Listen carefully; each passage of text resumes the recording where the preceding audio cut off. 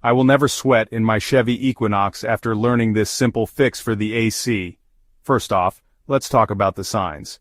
If your AC's blowing warm air, making weird noises, or just not working at all, you might have a compressor issue. Now, why does this happen?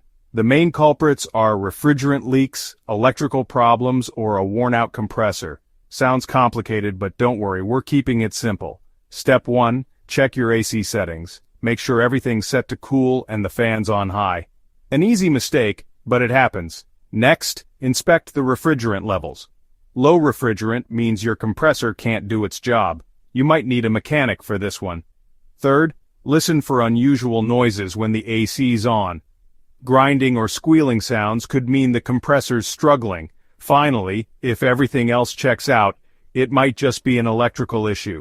Check the fuses and wiring. Sometimes a simple fix makes all the difference. Remember, keeping your AC in good shape isn't just about comfort, it's about preventing bigger problems down the road. Regular maintenance can save you a sweaty summer and a hefty repair bill. That's it for our Chevy Equinox AC troubleshooting. Stay cool and happy driving.